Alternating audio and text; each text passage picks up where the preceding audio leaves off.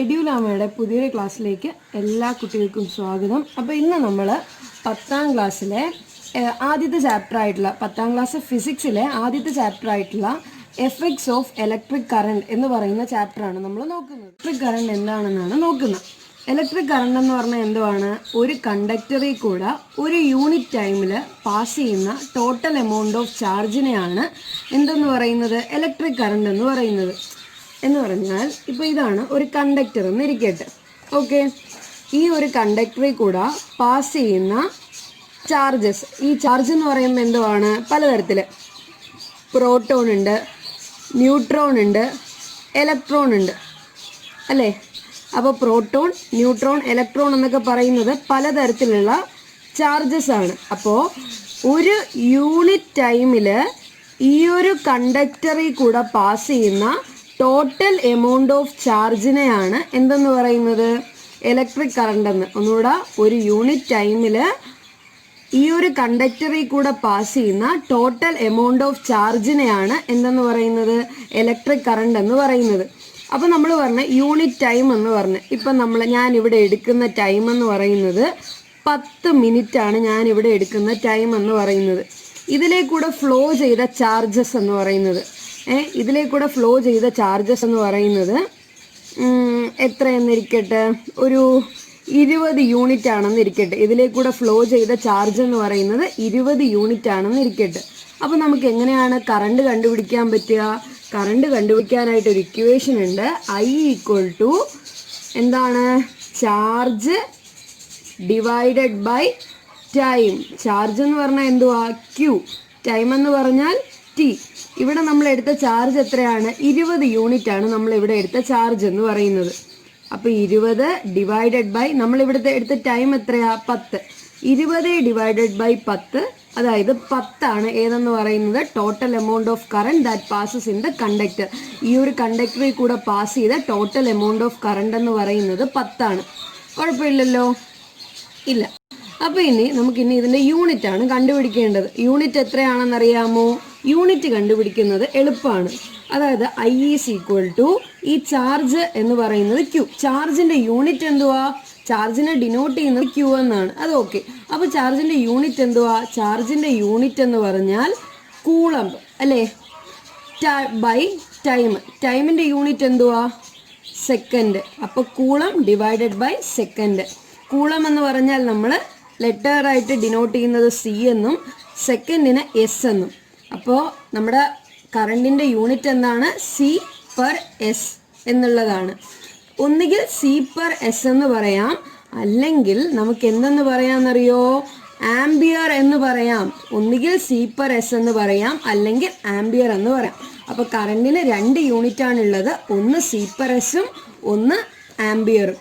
അപ്പോൾ എന്താണ് കറണ്ട് എന്ന് പറഞ്ഞാൽ? The amount of charge that passes through A conductor in unit time. ഒരു യൂണിറ്റ് ടൈമിൽ ഒരു കണ്ടക്ടറിൽ കൂടെ പാസ് ചെയ്യുന്ന ചാർജിനെയാണ് ഇലക്ട്രിക് കറണ്ട് എന്ന് പറയുന്നത്. അതിൻ്റെ യൂണിറ്റ് എന്ന് പറയുന്നത് ആംബിയറും കൂളം/സെക്കൻഡും ആണ് ഇലക്ട്രിക് കറണ്ട് എന്ന് നോക്കിക്കഴിഞ്ഞു. ഈ ഇലക്ട്രിക് കറണ്ട് ഇനി എങ്ങനെയൊക്കെയാണ് നമ്മൾ ഉപയോഗിക്കുന്നത് എന്നുള്ള കാര്യമാണ് നമ്മൾ നോക്കാനായിട്ട് പോകുന്നത്. ഇപ്പം നമ്മൾ വീട്ടിലെടുത്താലും വീട്ടിലെ മിക്ക ഉപകരണങ്ങളും പ്രവർത്തിക്കുന്നത് എന്ത് കാരണമായിരിക്കും? ഈ ഒരു ഇലക്ട്രിക് കറണ്ട് കാരണമായിരിക്കും. ഫോർ എക്സാമ്പിൾ, നിങ്ങളുടെ ലൈറ്റ് ആകട്ടെ, നിങ്ങൾ കാണുന്ന TV ആകട്ടെ, ഫാൻ ആകട്ടെ, അതായത് നമ്മൾ യൂസ് ചെയ്യുന്ന ഓൾമോസ്റ്റ് സാധനം, നമ്മളിപ്പോൾ അടുക്കളയിലോട്ട് കയറി കഴിഞ്ഞാൽ ഫ്രിഡ്ജ്, മിക്സി, ഗ്രൈൻഡർ, അങ്ങനെയുള്ള ഓൾമോസ്റ്റ് നമ്മൾ ഡേ ടു ഡേ ലൈഫിൽ മിക്ക സാധനങ്ങളും എന്തുകൊണ്ട് തന്നെയാണ് പ്രവർത്തിക്കുന്നത്? Electric current. പക്ഷേ അവിടെ ചെറിയൊരു എനർജി കൺവേർഷൻ നടക്കുന്നുണ്ട്. അപ്പോൾ നമ്മൾ ഇനി പഠിക്കാൻ പോകുന്നത് എനർജി കൺവേർഷനെ പറ്റിയാണ്. ഓക്കെ, അപ്പോൾ നമുക്ക് നമ്മുടെ ബൾബ് വെച്ച് തന്നെ തുടങ്ങാം. രാവിലെ എണീറ്റിട്ട് എല്ലാവരും ലൈറ്റ് ഇടുന്ന ഒരു പരിപാടിയുണ്ട്, ഇല്ലേ? അപ്പോൾ നമ്മൾ ലൈറ്റ് വെച്ച് തന്നെയാണ് തുടങ്ങുന്നത്, അല്ലെങ്കിൽ ബൾബോ ട്യൂബോ. ഓക്കെ, ആദ്യം നമുക്ക് ഇലക്ട്രിക് ബൾബാണ് നോക്കാൻ പോകുന്നത്. ഇലക്ട്രിക് ബൾബിൽ എങ്ങനെയാണ് എനർജി കൺവേർഷൻ എന്നറിയോ? ഇലക്ട്രിക് ബൾബിലുള്ള എനർജി കൺവേർഷൻ എന്ന് പറഞ്ഞാൽ, ആദ്യം നമ്മൾ സ്വിച്ച് ഇടുന്നു. സ്വിച്ച് ഇടുമ്പോൾ കറണ്ട് പാസ് ചെയ്യുന്നു. അപ്പോൾ ഇലക്ട്രിക്കൽ എനർജി 2 തരത്തിലായിട്ട് മാറും. ലൈറ്റ് എനർജി ആയിട്ട് മാറും, ഹീറ്റ് എനർജി ആയിട്ടും മാറും. ലൈറ്റ് എനർജി എന്ന് പറയുമ്പോൾ നിങ്ങൾക്ക് ലൈറ്റ് കിട്ടുന്നുണ്ട്, വിച്ച് മീൻസ് അവിടെ ലൈറ്റ് എനർജി ഉണ്ടാകുന്നുണ്ട്. അപ്പോൾ നിങ്ങൾ വിചാരിക്കും ഹീറ്റ് എനർജി ഉണ്ടോ എന്ന്. ഹീറ്റ് എനർജി ഉണ്ട്. അതെങ്ങനെ അറിയുന്നതെന്ന് പറഞ്ഞാൽ ലൈറ്റ് അണച്ചതിന് ശേഷം ബൾബിലോട്ടൊന്ന് പോയി തൊട്ട് നോക്കുക. അപ്പോൾ എന്ത് പറ്റും? നന്നായിട്ട് ബൾബ് ചൂടായിരിക്കുന്നതായിട്ട് ഫീൽ ചെയ്യും. വിച്ച് മീൻസ് അവിടെ എന്തും ഉണ്ടാകുന്നുണ്ട്? ഹീറ്റ് എനർജി ഉണ്ടാകുന്നുണ്ട്. അപ്പോൾ ഇലക്ട്രിക് ബൾബിലുള്ള എനർജി കൺവേർഷൻ എങ്ങനെയാണ്? Electrical energy converted to light energy and heat energy. അടുത്ത ഫാന് അല്ലേ? നമ്മുടെ ഫാൻ എന്ന് പറയുമ്പോൾ എങ്ങനെയാ? ഇലക്ട്രിക്കൽ എനർജി എന്തൊക്കെയായിട്ട് കൺവേർട്ട് ചെയ്യുന്നുണ്ട്? മെക്കാനിക്കൽ എനർജിയും സൗണ്ട് എനർജി ആയിട്ട് കൺവേർട്ട് ചെയ്യുന്നുണ്ട്. സൗണ്ട് എനർജി നമുക്ക് ഈ പകൽ സമയത്തൊക്കെ ഇട്ട് കഴിഞ്ഞാൽ അധികം ഫീൽ ചെയ്യത്തില്ല. പക്ഷെ രാത്രിയൊക്കെ നമ്മൾ ഉറങ്ങാൻ നേരത്ത് ഇട്ട് കഴിഞ്ഞാൽ നല്ല ഒരു ചെറിയ സൗണ്ട് നമുക്ക് കേൾക്കാനായിട്ട് പറ്റും. പക്ഷെ ആ സൗണ്ട് നമുക്ക് ആവശ്യമുണ്ടോ? ഇല്ല. അതുപോലെ മിക്സി ആവുമ്പോഴും ഇലക്ട്രിക്കൽ എനർജി എന്തായിട്ട് മാറും? മെക്കാനിക്കൽ എനർജി ആയിട്ട് മാറും. ഇപ്പം നമ്മൾ ടി വി ആണ് ഇടുന്നതെങ്കിലും എന്താണ്? ഇലക്ട്രിക്കൽ എനർജി സൗണ്ട് എനർജി ആവും, ലൈറ്റ് എനർജി ആവും, ഹീറ്റ് എനർജി ആവും. അതായത് സൗണ്ടും ലൈറ്റും ടി വിയിൽ നമുക്ക് ആവശ്യമാണ്. ഹീറ്റ് എനർജി നമുക്ക് ആവശ്യമാണ്. നിങ്ങൾ ടി വി അണച്ചതിന് ശേഷം കണ്ടിന്യൂസ് ആയിട്ട് യൂസ് ചെയ്തിട്ട് ടി വി അണച്ചതിന് ശേഷം പോയി തൊട്ട് നോക്കുമ്പോൾ ടി വി ലൈറ്റായിട്ട് ചൂടായിരിക്കുന്നത് നിങ്ങൾക്ക് കാണാനായിട്ട് സാധിക്കും. എഫക്റ്റ് ഓഫ് ഇലക്ട്രിക് കറണ്ട് ഇത് പറയാനായിട്ട് നമ്മളൊരു കുഞ്ഞ് എക്സ്പീരിമെൻ്റ് ചെയ്യുവാണ്. ഈ ഒരു എക്സ്പീരിമെൻ്റ് എന്ന് പറയുമ്പോൾ നമ്മൾ ആദ്യം നിക്രോമിൻ്റെ ഒരു വയർ എടുക്കുന്നു. ഈ നിക്രോം വയറിനെ 6 വോൾട്ടുള്ള ഒരു ബാറ്ററിയുമായിട്ട് കണക്ട് ചെയ്യുന്നു. എന്നിട്ട് ഞാൻ അതിനെ ഒരു സ്വിച്ചുമായിട്ട് കൺവേർട്ട് ചെയ്യുന്നു. ഇത് കണ്ടോ? ഇത് തൊട്ടിട്ടില്ല. വിച്ച് മീൻസ് ഇത് ഇപ്പം എങ്ങനെയായിരിക്കുന്നത്? ഓപ്പൺ ആയിട്ടായിരിക്കുന്നത്. ഇത് ക്ലോസ്ഡ് ആകുമ്പോൾ മാത്രമേ അതായത് കറണ്ട് പാസ് ചെയ്യത്തുള്ളൂ. ഇനി നമ്മൾ എന്ത് ചെയ്യുമെന്നറിയാമോ? ഈ ഒരു സ്വിച്ചിനെ ഞാൻ എന്ത് ചെയ്ത് കൊടുക്കും? ഓഫ് ചെയ്ത് കൊടുക്കാൻ പോവാണ്. അതായത് ഈ സ്വിച്ചിനെ ദേണ്ടേ ഇങ്ങനെ ആക്കി കൊടുക്കാൻ പോവാണ്. അതായത് സ്വിച്ച് ഇടാൻ പോവാണ്, സ്വിച്ച് ഓൺ ചെയ്യാനായിട്ട് പോവാണ്. ഇതിപ്പോൾ ഓഫ് മോഡാണ്, ഇത് ഞാനിപ്പോൾ ഓൺ മോഡാക്കി. ഓൺ മോഡാക്കുമ്പോൾ എന്ത് പറ്റുമെന്ന് പറഞ്ഞാൽ കറണ്ട് കണ്ടിന്യൂസ്ലി പാസ് ചെയ്യാനായിട്ട് തുടങ്ങും. ഇതെന്ത് വയറാണെന്നറിയാമോ? നിക്രോം വയറാണ്. കറണ്ട് കണ്ടിന്യൂസ് ആയിട്ട് പാസ്സാകുമ്പോൾ എന്ത് പറ്റുമെന്ന് പറഞ്ഞാൽ ഈ നിക്രോം വയർ ചൂടാകാനായിട്ട് തുടങ്ങും. നിക്രോം വയർ ചൂടായി നിക്രോം വയറിൻ്റെ കളർ എന്തായിട്ട് മാറുമെന്നറിയാമോ? നല്ല റെഡ് കളറായിട്ട് മാറും. ഇതെന്ത് കാരണമാണ് നിക്രോം റെഡ് കളറായിട്ട് മാറുന്നതെന്ന് പറഞ്ഞാൽ heating effect of electric current കാരണമാണ് ഈ നിക്രോം വയർ എന്തായിട്ട് മാറുന്നത്? റെഡ് കളറായിട്ട് മാറുന്നത്. എങ്ങനെയാണ് റെഡ് കളറായിട്ട് മാറുന്നതെന്ന് ചോദിച്ചാൽ നമ്മൾ സ്വിച്ച് ഓൺ ചെയ്യുമ്പോൾ കറണ്ട് കണ്ടിന്യൂസ് ആയിട്ട് പാസ് ആവുകയും കറണ്ട് പോയി ഈ നിക്രോം വയർ ചൂടാവുകയും അങ്ങനെ നിക്രോം വയർ റെഡ് കളറായിട്ട് മാറുകയും ചെയ്യും. ഓക്കെ, ഇനി ഞാൻ ഇവിടെ ഒരു ഇക്വേഷൻ കൊടുത്തിട്ടുണ്ട്. നമ്മൾ കുറച്ച് മുന്നേ പഠിച്ച അതേ ഇക്വേഷൻ തന്നെയാണ്. കറണ്ടിൻ്റെ ഇക്വേഷനാണ് charge divided by time Q/T. ഈ ക്യൂവിന് ഇക്വേഷൻ, ചാർജിൻ്റെ ഇക്വേഷൻ ഇവിടെ കാണിച്ചിട്ടുണ്ട്. ചാർജിൻ്റെ ഇക്വേഷൻ എന്ന് പറഞ്ഞാൽ ഈ ഡിവൈഡഡ് ബൈ ടീനെ ഈക്വൽ ടുവിൻ്റെ ഇപ്പുറത്ത് കൊണ്ടുപോകും. ഡിവൈഡഡ് ബൈ ടി ഈക്വൽ ടുവിൻ്റെ ഇപ്പുറത്ത് കൊണ്ടുപോകുമ്പോൾ ഇൻറ്റു ടി ആയിട്ട് മാറും. അപ്പോൾ Q is equal to I into T എന്ന് വരും. എന്താണ് പൊട്ടൻഷ്യൽ ഡിഫറൻസ് എന്ന് നോക്കാം. പൊട്ടൻഷ്യൽ ഡിഫറൻസ് എങ്ങനെയാണ് നോക്കുന്നതെന്നറിയോ?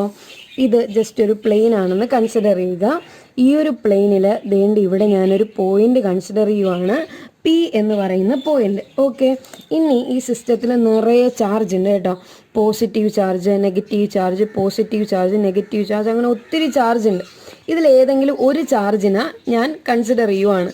ഇപ്പോൾ എനിക്കിത് ഈ ഒരു ചാർജിനെയാണ് കൺസിഡർ ചെയ്യുന്നത്. ഈ ഒരു പോസിറ്റീവ് എന്ന് പറയുന്ന ചാർജിനെ P എന്ന് പറയുന്ന പോയിന്റിലേക്ക് കൊണ്ടുവരാനായിട്ട് നമ്മൾ ചെയ്യുന്ന വർക്ക് ഡണ്ണിനെയാണ് എന്തെന്ന് പറയുന്നത്? പൊട്ടൻഷ്യൽ ഡിഫറൻസ് എന്ന് പറയുന്നത്. ഒന്നുകൂടെ പറഞ്ഞുതരാം. ഇവിടെ P എന്ന് പറയുന്ന ഒരു പോയിന്റ്, പോസിറ്റീവ് എന്ന് പറയുന്ന ഒരു ചാർജ്.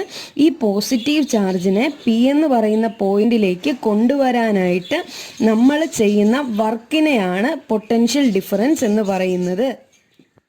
ഇനി നമ്മൾ ഹീറ്റിൻ്റെ ഇക്വേഷനാണ് കണ്ടുപിടിക്കാനായിട്ട് പോകുന്നത്. ഹീറ്റിൻ്റെ ഇക്വേഷൻ കണ്ടുപിടിക്കാനായിട്ട് കുറച്ച് സ്റ്റെപ്സ് ഉണ്ട്. ആദ്യം നമുക്ക് ഇക്വേഷൻ വെച്ച് തുടങ്ങാം. P equal to W/T. ഇത് വേറൊന്നുമല്ല, power is equal to work done by time. കുറച്ച് പേർക്കെങ്കിലും അറിയാമായിരിക്കും. P എന്ന് പറഞ്ഞാൽ പവറാണ്, W എന്ന് പറഞ്ഞാൽ വർക്ക് ഡൺ ആണ്, T എന്ന് പറഞ്ഞാൽ ടൈമാണ്. Okay, P is equal to W by T. ഡബ്ല്യുവിന് വേറൊരു ഇക്വേഷൻ ഉണ്ട്, W equal to V into Q. വി എന്ന് പറഞ്ഞാൽ എന്തോ അറിയോ, വോൾട്ടേജ് അല്ല, പൊട്ടൻഷ്യൽ ഡിഫറൻസ് ആണ്. ക്യൂ എന്ന് പറഞ്ഞാൽ ചാർജാണ്. ഡബ്ല്യു എന്ന് പറഞ്ഞാൽ ഇവിടെ നമ്മൾ എഴുതിയിട്ടുണ്ട് വർക്ക് ഡൺ ആണ്. ഈ W equal to V into Q എന്ന് പറയുന്ന ഇക്വേഷന് നമ്മൾ ഏതിൻ്റെ സ്ഥാനത്ത് കൊണ്ടു കൊടുക്കും, ഡബ്ല്യുവിൻ്റെ സ്ഥാനത്ത് കൊടുക്കും. ഡബ്ല്യുവിൻ്റെ സ്ഥാനത്ത് എന്ത് കൊടുക്കും, വി ഇൻറ്റു ക്യൂ. അതായത് ഡബ്ല്യു എന്ന് പറഞ്ഞാൽ വി ഇൻറ്റു ക്യൂവിന് ഈക്വൽ ആണല്ലോ, അതുകൊണ്ട് ഡബ്ല്യുവിൻ്റെ സ്ഥാനത്ത് വി ഇൻറ്റു ക്യൂ നമ്മൾ കൊടുക്കും. അപ്പോൾ അതെങ്ങനെ വരുമെന്നറിയാമോ, ഇതിവിടെയാണ് കൊടുക്കുന്നത് കേട്ടോ.